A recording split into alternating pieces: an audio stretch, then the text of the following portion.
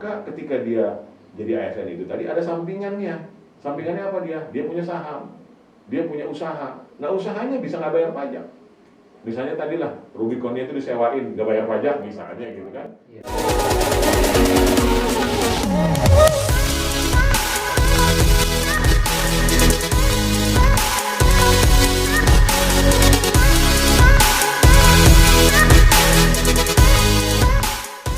Assalamualaikum warahmatullahi wabarakatuh. Assalamualaikum warahmatullahi wabarakatuh. Selamat datang, selamat berjumpa kembali di acara podcast kita pada hari ini. Kita sudah kedatangan narasumber yang untuk ketiga kalinya ya, Bang Arif Budiman. Beliau ini adalah tim peneliti Rumah Reservasi Indonesia, kemudian beliau juga praktisi perpajakan dan konsultan pajak. Jadi beliau memahami betul tentang seluk-beluk perpajakan. Ya, seperti kalau pemirsa mengikuti episode sebelumnya tentang Bang Arif Budiman, itu sebetulnya sangat tajam sekali tentang persoalan perpajakan Indonesia. Kemudian hari ini kita sedang diramaikan dengan isu penyelenggara pajak yang luar biasa viralnya, yaitu tentang orang banyak bertanya nih, bagaimana bisa kok pajak jadi Rubicon? Padahal kita tahu ASN itu berapa sih penghasilannya, ya kan? Keukur lah, ya kan? Tidak perlu orang pajak yang mengukur itu, tidak perlu orang pintar untuk mengukur itu. Tetapi saya pribadi yang ngitung aja kadang-kadang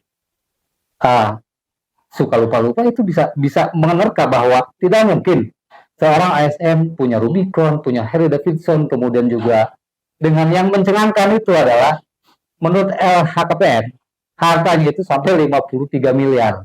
Wow, seorang ASN punya harta 53 miliar. Dan di situ dicatat hasil penghasilan sendiri ya. Pada beberapa episode sebelumnya, Abang saya manggil Bang karena beliau ini senior saya, senior di mana-mana. Seniornya paling senior kalau kata teman saya. Dari episode pertama, Bang Arif menjelaskan bahwa sebetulnya Indonesia tidak perlu punya hutang segitu banyak. Artinya seharusnya ketika pengelolaan pajak ini dilaksanakan sesuai dengan aturan, dengan kaidah-kaidah perpajakan, dengan pengawasan yang ketat, tidak mungkin kita punya hutang sampai 10.000 triliun atau 7.000 triliun. Sekarang ini 7.000 lebih. 7.000 triliun lebih. Bahkan kita bisa surplus kalau tidak ada kebocoran di penerimaan pajak. Kemudian juga episode berikutnya Bang Arif juga memberikan solusi bagaimana kita bisa membayar hutang itu dengan di luar pajak ya. Nah, untuk hari ini kita akan coba bahas isu menarik ya, isu menarik yang rame betul. Yang rame betul yaitu kok bisa aparatur pajak punya mobil Rubicon dan lucunya mobilnya belum bayar pajak. Oke, sebelum panjang lebar nanti kita berikan dulu waktu kepada narasumber untuk memberikan ulasan-ulasannya tentang kondisi saat ini ya, Bang. Oke, silakan, Bang. Ya, jadi kalau saya mikirnya satu taknya itu harusnya pajak itu pajak yang berkeadilan. Jadi pajak yang berkeadilan itu harusnya adalah siapa yang punya penghasilan besar maka dia akan dikenakan pajak yang besar pula.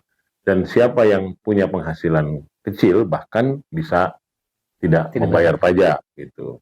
Ini kan satu dari sisi penerimaan gitu kan. Kemudian yang kedua, pajak ini juga kan tidak lepas dari aparat ya, aparat aparat penghimpun dana pajak itu yang kalau di kita namanya kan ASN tuh.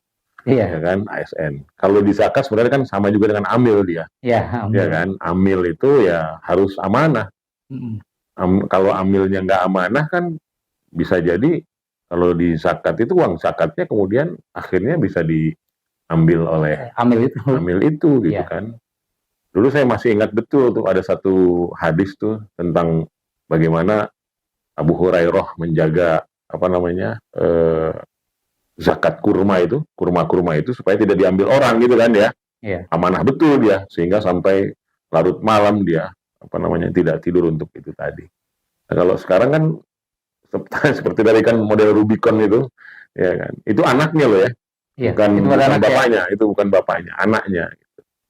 Nah, jadi kalau eh, haknya itu pajak berkeadilan, termasuk di dalamnya aparat yang punya talenta dan betul-betul berkomitmen, seperti yang saya pernah sebutkan, dia harus punya komitmen untuk menjadi penghimpun dana pajak itu agar betul-betul target itu sesuai dengan apa yang dihitung. Misalnya gini, sekarang target kita di tahun ini tuh 1.700-an, hampir 1.800 triliun Hmm. jumlah penerimaan yang ditargetkan diterima oleh Direktorat Jenderal Pajak Iya. dari penerimaan pajak. Dulu tahun yang lalu itu 2022 itu 1.200-an triliun. 1.200-an triliun itu tercapai, bahkan naik sampai apa namanya mereka kemudian dapat apa itu namanya uang komisi lah gitu ya, Iya. komisi karena target tercapai gitu. Nah itu pun sebenarnya dikritik karena ya ngapain yang dapat komisi ke orang pajak, harusnya yang dapat komisi itu mestinya yang bayar pajak gitu kan. Dia yang bayar pajak itu justru yang punya komitmen untuk apa namanya membayar kepada negara ini. Kan pajak itu diperuntukkan untuk pengeluaran-pengeluaran negara gitu. Jadi kalau tadi misalnya ada kasus berarti aparatnya ini kan satu pilar ini terdiri dari aparat itu tadi. Iya. Sama. Kalau pajak itu penghitungannya benar, gitu kan, insya Allah saya kira target yang 1.700 itu masih kecil, masih sangat kecil, bisa sampai 2.000 bahkan. Saya pernah katakan itu kan sampai 2.000. Dari mana hitungannya 2.000? Gampang kita menghitungnya. Bahkan Ya sampai kan? 20.000 abang bilang waktu Iya, itu.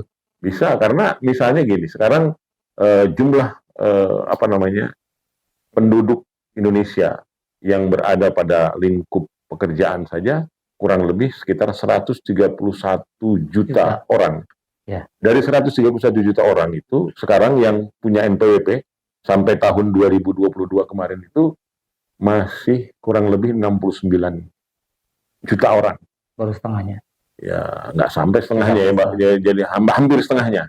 Hampir setengahnya. Yang lain belum punya NPWP. Baru belum punya NPWP tuh. Jadi berarti belum bayar pajak. Itu kan baru pajak penghasilan kalau dia punya NPWP. Tapi dia di sisi lain kan sudah membayar pajak di pajak lainnya, ya kan dari 131 itu tadi. Bahkan sebanyak kurang lebih 200-an juta konsumen Indonesia ini kan pasti bayar PPN. Gitu kan. Pasti dia bayar PPN BM kalau dia beli barang-barang mewah dan lain sebagainya. Nah, himpunan itu tadi gitu kan tentu dikelompokkan nanti ke dalam penerimaan-penerimaan negara. Nah, kalau ini penyelenggara negaranya ini tadi dalam konteks penerimaan pajak ini tidak apa namanya konsisten, maka kebocoran itu pada saat penerimaan tadi, gitu kan? Kalau tadi kita misalnya bincang-bincang, yang harusnya orang bayar pajak 5 miliar misalnya, ya bisa nego, bisa kemudian itu tadi, yang 5 miliar itu bisa jadi 1 miliar katanya kan gitu. Ya kan, seperti dulu zamannya Gayus kan gitu. Apakah itu tidak akan terulang?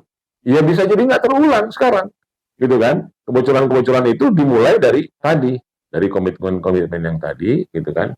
Nah, oleh karena itu kalau menurut saya solusinya tadi, si aparatnya, si aparat penerimaan pajak ini tadi, sejak awal harus betul-betul di fit and proper test. Setiap tahun dia harus dilihat, ya kan, penghasilannya. Kalau gajinya eselon berapa itu, eselon 3 sekian, ya maka dia harus dihitung berdasarkan gaji eselon 3 itu tadi. Terus dia bilang, masa saya nggak boleh kaya? Bukan nggak boleh kaya. Tapi karena dia memilih menjadi ASN, maka dia siap untuk tidak kaya. Iya, betul. Iya kan? Iya. Sama dengan misalnya kalau Anda punya profesi apa? Anda mau jadi kaya, ya jadi profesi pengusaha. Jangan jadi ASN. Jangan jadi ASN yang pengusaha. Kalau Anda jadi ASN yang pengusaha pada saat Anda jadi pengusaha, pengusahanya bayar pajak. Iya. Kalau sekarang seakan-akan terpilah. Kalau dia jadi ASN pajak misalnya, dan kemudian dia jadi penerima penerimaan pajak itu tadi, maka ketika dia jadi ASN itu tadi ada sampingannya. Sampingannya apa dia? Dia punya saham, dia punya usaha. Nah usahanya bisa nggak bayar pajak.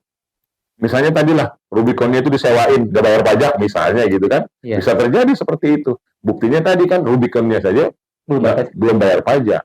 Bahkan disinyalir katanya apa tadi pakai platnya bukan plat Rubicon, bukan plat mobil itu, tapi plat mobil yang lain. Nah ini kan sudah melanggar. Harusnya ya kalau dia berkomitmen menjadi seorang ASN gitu, karena dia adalah abdi negara. Kalau dulu namanya kan abdi negara nih, ASN nih kan. Kalau dia menjadi abdi negara, dia harus siap. Konsekuensinya siap apa? Siap untuk berjibaku, bahkan siap tidak menjadi kaya. Gitu kan. Dulu udah ada contohnya. Dulu kalau kita cerita tentang khalifah kan, bagaimana yang namanya Umar bin Abdul Aziz, kalau kita contoh khalifah zaman Bani Abbasiyah itu kan ya, dia seorang pengusaha, tapi kemudian ketika dia ditunjuk menjadi khalifah, dia jualin semua, ya kan? Dia punya bangunan-bangunan yang potensial nanti akan mengganggu dia pada saat dia menjalankan pemerintahan. Nah, seperti itu. Nah, jadi kebocoran itu mulai dari situ bisa jadi. Apa kita kemudian menjadi oh ini curiga nih kalau begini. Ya pasti orang akan curiga, nggak mungkin nggak curiga gitu kan. Iya Bang, gini Bang, dalam pandangan masyarakat umum Bang ya, bahwa masyarakat itu seolah-olah maklum kalau ASN di perpajakan, di bea cukai dan sebagainya itu kaya raya.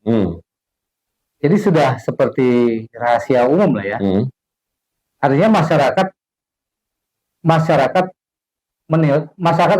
akan mengatakan wajarlah dia kaya, orang dia kerjanya di bea cukai. Nah itu kan sebenarnya persepsi yang salah Bang ya. Salah, sangat salah ya. Iya. Tapi di persepsi masyarakat itu sudah sudah dibiasakan gitu. Nah itu. Sudah dibiasakan. Dulu kan pernah kalau zaman waktu saya masih kecil ya, ada orang bilang, kalau mau kaya jangan jadi guru, misalnya kan gitu. Kenapa? Guru tuh gajinya kecil. Iya. Gitu kan. Nah, tapi banyak orang yang mau jadi guru walaupun dia siap miskin. Yang penting dia sesuai dengan keinginannya, bercita-cita dia menjadi pendidik. Sama dengan ini sekarang. Kalau mau kaya ya jangan jadi ASN. Dia jadi pengusaha. Pengusaha itu potensial kaya, gitu kan. Saya masih ingat betul film apa itu yang dibintangi oleh si Tom Cruise ya kan. Pengacara di di luar itu juga, bahkan ada pengacara yang kemudian mengeluarkan fee atau mengeluarkan rincian biaya itu yang menyalahi aturan pun itu dianggap money laundry. Iya kan? Bahkan itu sampai diteliti gitu kan oleh pengacara-pengacara muda di sana gitu. Saya lupa judul filmnya itu, tapi menarik itu. Saya bilang sampai dia kemudian mendapatkan jumlah tagihan-tagihan itu, sebenarnya tagihan-tagihan itu adalah untuk memoney laundry uang yang kliennya itu tadi supaya kliennya ini nggak bayar pajak dan lain sebagainya. Nah ini kan kolaborasi antara aparat dengan pengusaha itu tadi supaya akhirnya menjadi tidak membayar pajak sebagaimana mestinya, gitu. Kalau hitungannya kan harusnya kita ini sudah mulai naik tax rasionya, gitu kan? Trennya kan harus sudah mulai naik. Oke, dulu tahun 2000-an kita jumlah wajib pajaknya cuma sekian, ya kan? Jumlah wajib pajaknya itu bahkan tidak sampai 2 jutaan, gitu. Kemudian sekarang seiring dengan perkembangan ekonomi dan kesadaran wajib pajak gitu, itu naiknya luar biasa. Gitu kan, sampai sekarang sudah 60 jutaan. Iya. Andai kata kita hitung saja, 60 jutaan itu bayar pajaknya satu orang. 1 tahun itu bayar pajaknya jumlahnya sampai 1 juta saja atau 10 juta saja. 10 juta lah, 60 jutaan itu. 1 tahun loh ya. Iya. Itu sudah berapa? Hitungannya. Itu sudah kurang lebih sekitar dari 60 juta dikali dengan 1 juta. 1 juta. 60 triliun. Ya. Iya kan? 60 triliun dari jumlah orang pribadi saja yang 1 tahun, itu. Belum lagi PH, perusahaan, PT. Nggak mungkin lah PT bayar dalam 1 tahun pajak 10 juta. Iya, Ya kan? Sangat tidak mungkin gitu 10 juta. Jadi itu 60-600 triliun kurang lebih. Nah ini targetnya tercapai? Pasti tercapai kalau cuma 1.700. Nah, kemana kok larinya? Itu kan? Nah itu tadi. Jadi sekarang biaya, kan gini, suksesnya pajak itu begini bahasanya. Suksesnya pajak itu apabila penerimaan pajak dengan biaya untuk menagih pajak itu lebih besar penerimaannya dibanding dengan biaya untuk menagih. Biaya untuk menagih ini kan biaya karyawan. Iya. Iya kan? Karyawan, kemudian gedung, Direktorat Jenderal Pajak di seluruh Indonesia. Itu kan namanya biaya penagihan pajak. Ya kan? Biaya untuk menagih. Nah, biaya untuk menagih itu diperhitungkan dari penerimaan nanti. Jadi penerimaan pajak misalnya yang jumlahnya sekian itu tadi dikurangi dengan ini, ternyata lebih besar. Ini 100% dapatnya. Ternyata biaya menagihnya 50%. Konyol namanya. Iya kan? Itu namanya nggak imbang dong. Iya. Itu tadi harusnya diubah adagiumnya. Kalau mau kaya, jangan jadi ASN. Iya. Bukan nggak boleh kaya, tapi dia mengkhidmatkan diri, gitu kan? Iya. Sehingga betul-betul dia fokus kepada itu. Silahkan kalau mau kaya, ya kan? Tapi jangan di situ, jangan diambil dari posisi itu. Apalagi kalau melihat jumlah yang fantastis itu tadi kan. Iya. Dulu juga Rasulullah kan pengusaha, Pak ya. Iya. Tapi dia melepaskan semua. Bahkan harta kekayaannya jadi dia jadikan modal untuk berdakwah. Nah, menariknya gini, Bang. Tadi itu kalau nggak salah filmnya itu The Firm ya. The Firm, betul. Betul ya. Ini ya pemirsa, kalau untuk rekomendasi dari Bang Arif nih, tontonlah film itu. Pengacara saja seperti itu, apalagi sekedar ASN, mohon maaf. Iya, ya ini pajak loh. Ini pajak loh. Nah, itu dari segi aparaturnya, Bang. Apakah dari sisi aturannya udah oke atau belum? Seperti yang Abang bilang tadi. Sepengetahuan saya kalau di negara-negara maju itu betul ada Abang bahwa orang bayar pajak tergantung penghasilannya. Di Spanyol misalkan. Atau di yang tinggi itu di Itali gitu, kalau saya. Jadi saya contohnya pemain bola, Pak. Pemain bola. Jadi mereka ini menyimpan asetnya enggak gini. Mereka kadang salah satu mereka memilih klub bola itu lihat dari penarikan pajaknya. Ini berapa persen gitu kan? Dia carilah negara-negara yang pajaknya kecil atau di kontraknya itu bahwa gajinya dia itu di luar pajak. Jadi yang nanggung pajak adalah pemilik klub. Gitu ya. Karena gini, apakah di Indonesia kalau yang saya tangkap sih belum ya. Apakah di Indonesia bisa melakukan memperlakukan aturan seperti itu? Bisa. Sistem kita ini apalagi ya, sekarang kan self assessment. Self assessment itu artinya kita menghitung sendiri, ya kan. Kemudian melaporkan sendiri pajaknya ke negara. Jadi sistem self assessment ini kan mulai diberlakukan pada era tahun 80-an itu menggantikan official assessment. Cuma ya PBB lah yang masih official assessment. Kalau PPN, kemudian PPH gitu kan, sumber-sumber pendapatan di negara ini semua self assessment. Self assessment itu artinya wajib pajak diminta untuk menghitung sendiri, gitu kan. Nah, sementara aparat pajak itu menjadi pengawasnya, gitu kan, menjadi pengawas. Nah, oleh karena itu ada hak dan kewajiban dari si wajib pajak ini, dan hak dan kewajiban itu ada di undang-undang semua. Di undang-undang itu kalau undang-undang itu dijalankan sebenarnya ya insya Allah sudah oke ya. Itu sudah oke. Begitu juga aparatnya. Aparat juga kalau menjalankan dengan baik gitu kan, tidak mencari-cari, ya ada cuan dari situ gitu. Ya kan istilah mencari-cari cuan dari sana. Ini ada yang punya masalah nih, yang punya masalah ini deketin juga nih.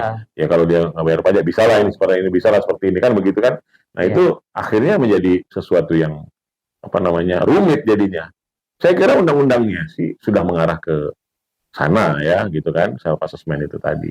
Dan tinggal sekarang bagaimana pelaksanaan aturannya itu tadi, di bawahnya ini tadi, menyokong itu. Dan lebih lagi itu tadi, talenta dari aparatnya ini.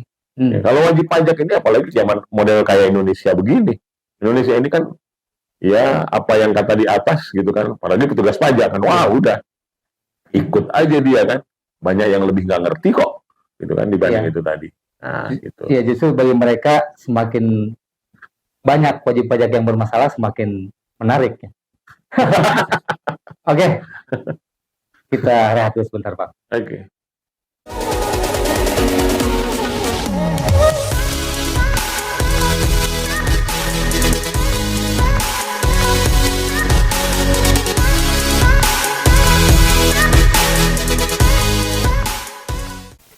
Kita kembali ke Rubicon nih, Pak. Iya. Menarik banget Rubicon. Karena itu salah satu mobil yang saya idam-idamkan sih. Begitu. Apakah saya perlu kerja di pajak? Jadi gini, bagaimana sih teknisnya, teknik cara Mendapatkan Rubicon. cara mengubah penerimaan pajak jadi Rubicon pribadi gitu. Itu bagaimana kira-kira, Pak? Sampai nggak ketahuan lah. Ketahuan karena ada kasus itu ya, kasus yang viral. Itu bagaimana mereka bisa melakukan itu? Ini bagaimana negatifnya ya, tapi nggak bisa ditiru nih. Kalau ada tulisan jangan ditiru adegan ini. Tapi perlu tahu juga masyarakat. Nanti orang wah ini meniru ya, adegan ini kan gitu. Ya kan, agak sulit. Nanti dikasih capture. Ya, gimana itu? Jadi kan gini ya, di pajak itu ada istilah tax evasion, ada istilah tax avoidance. Kalau tax evasion itu namanya penyelundupan pajak. Iya. Ya kan, penyelundupan pajak itu artinya harusnya dia bayar pajaknya jumlahnya 100 misalnya kan. Karena dia menyelundupkan pajak, dia jadi pajaknya bayarnya 10 mungkin, gitu kan. Nah, itu tax evasion. Nah, kemudian ada tax avoidance. Kalau tax avoidance itu penghindaran pajak tetapi dia berdasarkan undang-undang. Ada undang-undang itu tetap ada loophole istilahnya. Loophole itu ada lubang ya. Yeah. Lubang ya, saya kira semua buatan manusia pasti ada loophole kan. Yeah. Pasti ada gray area. Ada area yang abu-abu yang mungkin itu ini bisa nih.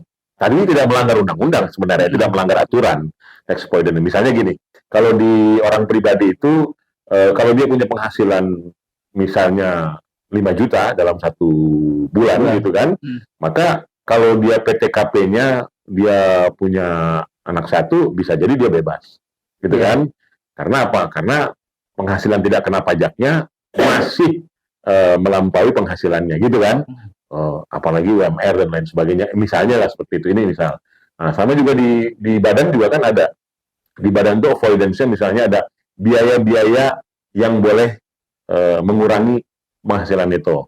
Biaya-biaya yang boleh mengurangi penghasilan neto yang nanti akan dikenakan tarif pajak. Itu namanya tax avoidance, gitu kan? Nah, tapi ada juga yang namanya tax evasion. Tax evasion itu penyelundupan pajak namanya. Penyelundupan pajak namanya nyelundup. Ya kan, nggak boleh. Nah, bahasa tax evasion ini kalau nggak dibantu, ya ini kan ceritanya, kalau nggak dibantu, itu nggak mungkin.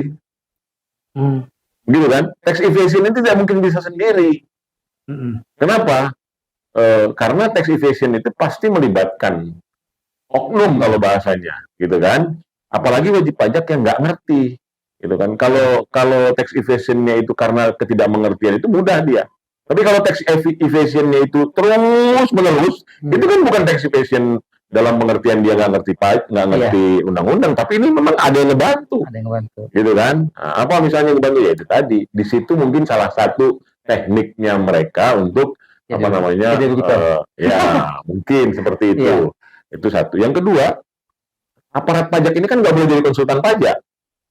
Ya kan? Aparat pajak, konsultan pajak beda. Gitu kan? Dia nggak boleh memberikan advis dalam pengertian yang lebih dalam lagi tuh. Ini Pak, yang ini nih. Ini kira-kira kiat-kiat segala macam, nggak bisa dia. Dia harusnya menjadi orang yang memang betul-betul memberikan pemahaman yang benar dan jadi pengawas. Iya. Kalau mau dia jadi pengawas yang benar, kalau ada yang salah diperbaiki, itu segala macam. Kalau ada yang salah kemudian Dimanfaatkan. itu dimanfaatkan, itu jadi Rubicon. Kira-kira ininya kiatnya gitu. Jadi tax evasion ini kalau menurut saya yang banyak yang kemudian sekarang mungkin dilakukan oleh banyak pihak. Contoh misalnya gini kan, saya pernah kemukakan kan cerita tentang faktur TBTS. Ya kan, transaksi bukan transaksi sebenarnya. Faktur TBTS ini kalau 1 bulan gitu kan ya bisa dideteksi, kenapa harus berbulan-bulan? Gitu kan? Iya.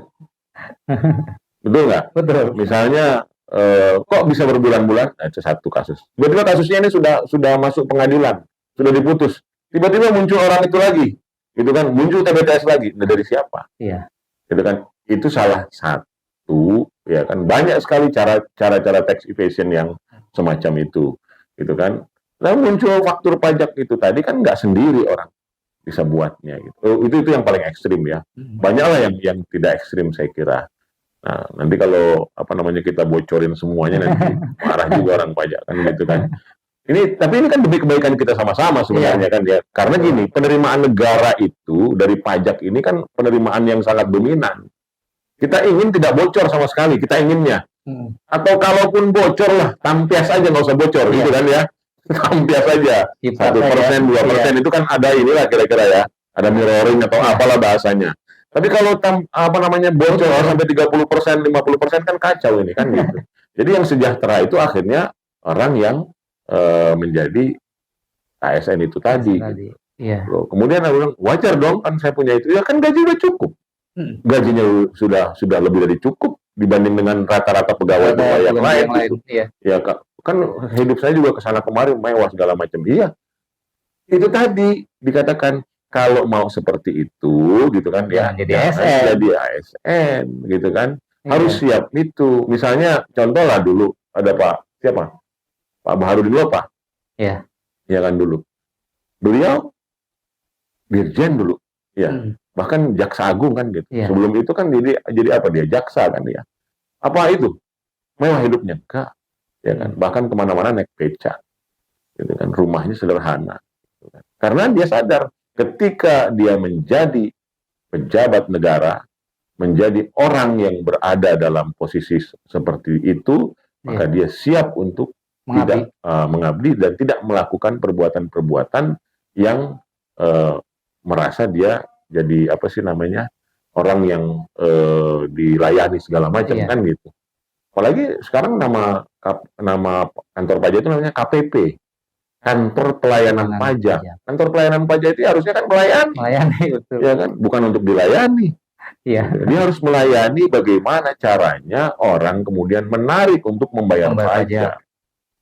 Gitu kira-kira. Itu tax yang satu tax avoidance. Tax avoidance. Itu bagaimana? Kan tadi evasion kan penyelundupan pajak. Kalau tax avoidance tadi ya ada hal-hal yang boleh mengurangi pajak tapi dia tidak melanggar hukum. Gitu ya. Misalnya gini tadi. Kita punya kita punya penghasilan atau omset gitu kan, peredaran bruto, peredaran kita punya penjualan nih gitu kan. Penjualan kita ada 100. Gitu kan? Tetapi penjualan itu kan ada harga pokok penjualan. Di dalam harga pokok penjualan itu ada pembelian. Gitu kan, ada juga kemudian barang yang siap dijual dan lain sebagainya kan. Nah di dalam itu tadi ternyata ini boleh, memang ini adalah barang yang siap dijual atau pembelian itu kalau dijumlahkan itu bisa mengurangi penjualan. Penjualannya 100, saya belinya 90, berarti penghasilan neto saya itu 10. Nah, yang dipajakin yang 10. Nah, itu avoidance-nya yang 90 itu tadi. Boleh itu. Itu termasuk PTKP kalau di orang pribadi. PTKP itu berapa? PTKP itu kalau bagi wajib pajak orang pribadi ya kan tidak kawin sekian, ya kan? Kawin sekian kan tambah lagi kan gitu kan. Anak 2, anak 1 sampai anak 3 kan gitu ya. Tapi kalau bini 2 enggak ada. Nah, misalnya ya ini guyonnya. Artinya itu avoidance, itu dibolehkan. Gitu kan ya. Nah, Itu yang saya kira tidak melanggar hukum. Tapi yang sekarang mulai berkembang ini kan itu tadi tax evasion. Nah, saya menduga tax evasion itu kan tidak bisa dilakukan sendiri, Iya, ya kan? Pasti dibantu. pasti ada oknum yang membantu. Kalau tax evasion ini dilakukan berjamaah, Hmm. berjamaah itu maksudnya wajib pajak bantu membantu dengan para tadi ya, jadilah Rubicon tadi. Nah, bagi saya sangat menarik, Bang ya. Sangat menarik. Kasus ini sangat menarik karena saya mengikuti podcast-podcastnya Abang di Rumah Sosial Indonesia. Dari pertama, kedua, dan tiba-tiba ada kasus ini. Saya bilang nih harus diselesaikan nih, harus diselesaikan. Nah, dari kasus ini Dirjen Pajak khawatir bahwa kasus Rubicon ini akan berpengaruh kepada 45.000 pegawai pajak. Iya. Nah, maksudnya berpengaruh bagaimana? Apakah ada 45.000 Rubicon?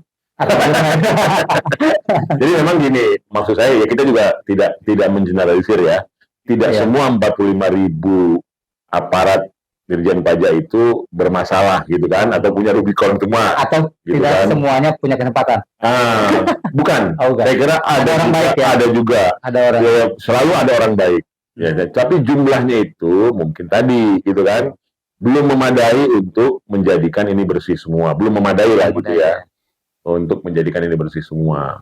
Dari 45.000 itu yang dikhawatirkan mungkin oleh Dirjen itu kan tadi, ya mestinya kalau mau begitu mereka punya proteksi sendiri dong, ya kan sejak awal gitu. Atau Dirjennya sendiri dari sekarang mengumumkan, gitu. Dirjennya berapa kekayaan dia sejak dia jadi pegawai pajak sampai dia jadi Dirjen sekarang. Coba. Menurut Abang berani? Sendiri. Berani menurut Abang? Tanyain sama Dirjen. Ya kan jangan tanya nama saya, berani nggak dia gitu kan, gitu. Karena kan tentu maksud saya gini kan, paling tidak untuk menyapu supaya bersih kan sapunya juga kan harus bersih.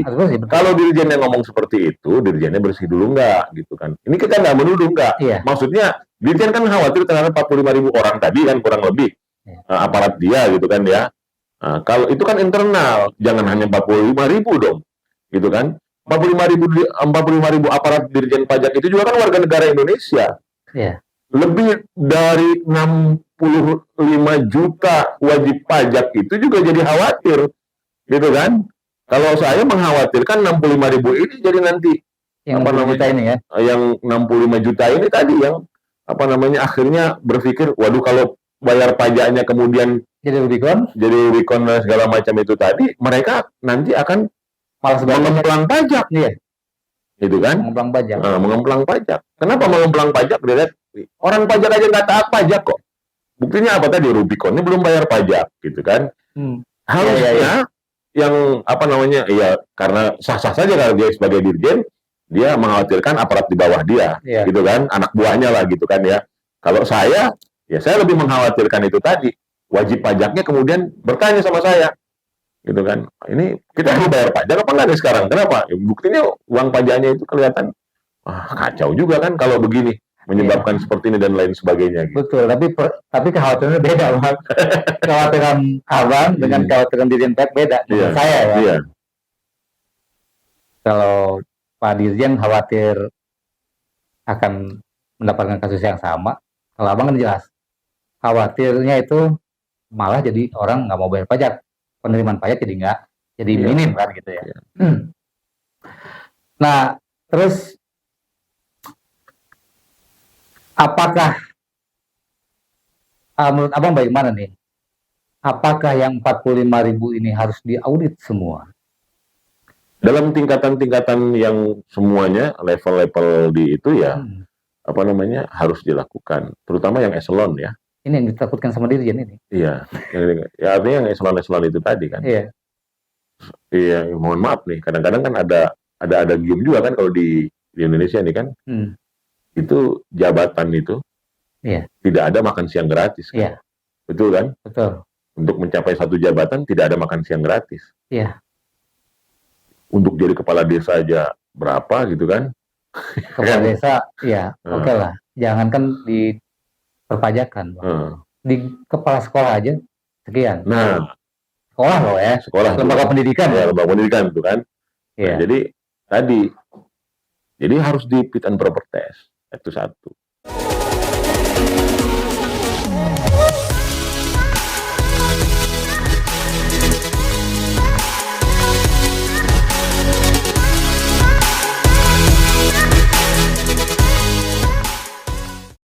Mbak Arif, Ya, sebagai konsultan pajak, kiat-kiat apa? Artinya bagaimana masyarakat harus menyikapi isu yang sekarang lagi besar ini?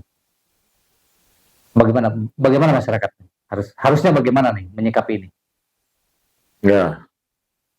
Yang pertama, ya tidak bisa disamakan juga semua aparat pajak itu kemudian menyamakan seluruh aparat pajak dengan satu orang ini juga. Iya. Nggak bijak juga kita gitu kan. Yang kedua, saya kira semua juga harus menyadari bahwa ternyata selama ini yang namanya pajak itu gitu kan menjadi concern kita sama-sama. Nah karena itu membenahinya juga sama-sama. Yang ketiga, kalau jadi aparat pajak itu tadi gitu, ya dia harus sadar diri. Dia dan keluarganya itu tetap menjadi sorotan. Oleh karena itu kalau bahasa orang-orang tua dulu jangan mentang-mentang lah. Ya kan, dia jadi amtenar kalau istilah dulu kan, dia jadi amtenar nggak bisa mentang-mentang begitu. Malah justru menunjukkan kesederhanaan, menunjukkan keteladanan bahwa mereka adalah aparat yang bertanggung jawab karena mereka diserahi amanah untuk menghimpun dana untuk negara, untuk pembangunan negara ini. Dan amanah itu sangat berat sekali, sehingga mereka juga harus menjaga bahwa harta mereka itu yang mereka punya pasti mau tidak mau akan disorot tadi. Nah bagi wajib pajak terutama saya kira ini harus dari sekarang ya tetap sadar bahwa yang namanya kewajiban pajak itu kewajiban kepada negara, bukan untuk orang per orang. Nah karena itu tetap mereka juga harus punya pengawasan terhadap penerimaan negara itu tadi, nggak abai, sudah bayar pajak gitu aja udah aman gitu kan, selesai gitu. Dia juga harus mengerti betul bahwa yang namanya pajak ini kan gotong royong untuk membangun negara ini. Jadi kalau mereka harus sadar juga, ya kalau punya penghasilan gede, ya bayar pajaknya gede dong. Iya. Kalau punya penghasilan kecil, ya wajar kalau dia bayar pajak kecil. Jangan orang yang punya penghasilan besar nggak mau bayar pajak. Nah itu namanya nggak sadar diri juga. Dengan begini kemudian akhirnya usaha begini nyalahin. Wah itu kalau orang begitu tuh repot tuh. Seperti itu kan. Jadi padahal mereka yang menciptakan itu. Iya. Kan? Saya kira itu kira-kira yang harus kita benahilah ke depan gitu kan. Oke. Saya kira obrolan kita hari ini cukup Bang ya, semuanya sudah lumayan komprehensif lah. Cukup menarik sih sebetulnya. Tapi kalau diceritakan satu persatu, nggak bakalan selesai 2 malam. Nggak habis-habis soalnya. Nggak akan habis-habis. Nggak habis-habis. Tapi paling tidak, dengan kasus ini dapat membuka mata kita semua. Iya. Jangan cuma Bang Arif aja yang tahu ada persoalan ini gitu kan. Akhirnya kita semua tahu bahwa ada persoalan yang jelas sangat merugikan kita semua di perpajakan negeri ini. Kepada pemirsa, jangan aneh kalau misalkan ada orang yang ASN kerja di perpajakan tidak kaya. Karena mungkin itulah orang yang betul-betul mengabdi kepada masyarakat. Baiklah, sampai ketemu lagi kita di episode berikutnya, Pak. Saya kira bersayap itu tadi ngomongnya. Cuma ada kebanyakan. Saya kira diskusi kita hari ini menarik. Kita akan ketemu lagi di kesempatan berikutnya dengan tema-tema yang lebih tajam lagi, yang semoga kedepannya dapat merestorasi Indonesia yang menjadi lebih baik. Terima kasih. Selamat malam. Assalamualaikum warahmatullahi wabarakatuh. Assalamualaikum warahmatullahi wabarakatuh.